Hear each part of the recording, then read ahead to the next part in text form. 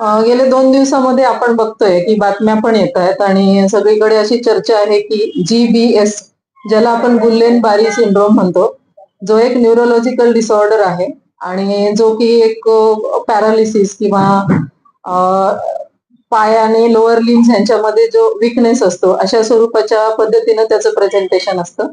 तर त्याच्या केसेस काही प्रमाणात आपल्या भागात वाढतायत, अशा स्वरूपाच्या बातम्या येत आहेत.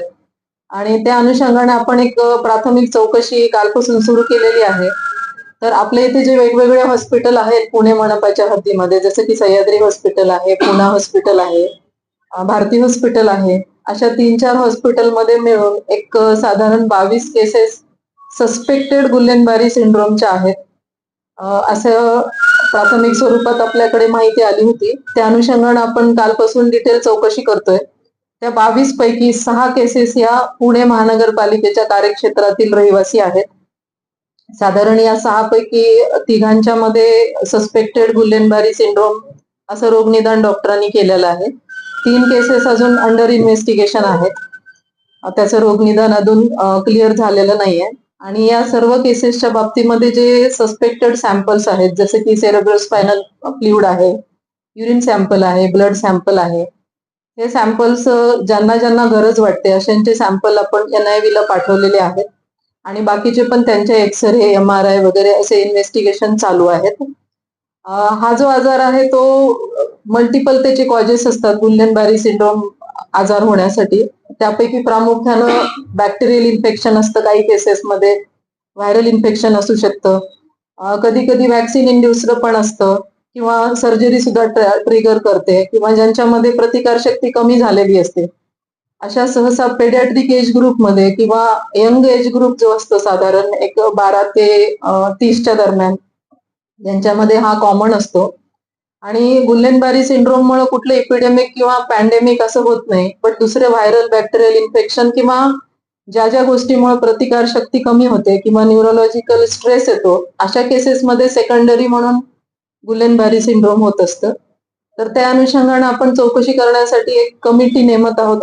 आजच दुपारी आपण एक इमर्जन्सी बैठक ठेवलेली आहे, ज्यामध्ये या आजाराचे इन्व्हेस्टिगेशन करण्यासाठी जे एक्सपर्ट्स असतात, NIV चे डिरेक्टर्स असतील, एपिडेमिओलॉजिस्ट असतील, अशा सर्वांची आपण कमिटी नेमतोय आणि त्या कमिटी पुढे हा निष्कर्ष ठेवून किंवा NIV चा जो रिपोर्ट येणार आहे त्यासोबतच आपण हे जे केसेस सापडलेत त्यांचा सविस्तर सर्वे करतोय.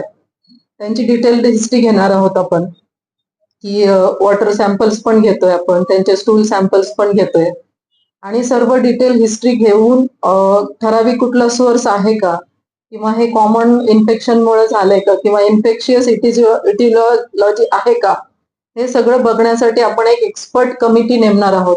आणि 1-2 दिवसामध्ये त्या एक्सपर्ट कमिटीचा जो ओपिनियन येईल, त्या अनुषंगाने जो निष्कर्ष आहे तो सुद्धा आपण नंतर सगळ्यासमोर ठेवणार आहोत. सध्या तरी तसं घाबरून जाण्यासारखं काही कारण नाहीये. वयोगट किती याचा या रुग्णाचा आणि किती वयोगटापर्यंत हा होतो काय असं काय? साधारण तरुण वयोगटामध्ये हा आजार होत असतो आणि आपल्या पण ज्या केसेस आहेत, जास्तीत जास्त वयोगट असणारी एक व्यक्ती आहे ज्याचं वय 49 आहे. बाकीच्या केसेस ते 12 वर्षापासून ते साधारण 30 वर्षापर्यंतच्या वयोगटातल्या आहेत. आपल्याकडे वेगळी यंत्रणा काय ठेवली आपल्या पेशंटसाठी की इतर हॉस्पिटलमध्ये आहे पुण्याचे ठिकाण आहे? नाही, पुण्यामधल्या 6 केसेस आहेत, ज्यापैकी तिघांनाच सस्पेक्टेड आहे. बाकी तिघांच्या मध्ये अजून निदान झालेलं नाहीये, ते अंडर इन्व्हेस्टिगेशन आहेत आणि 16 केसेस ह्या बाहेरच्या आहेत.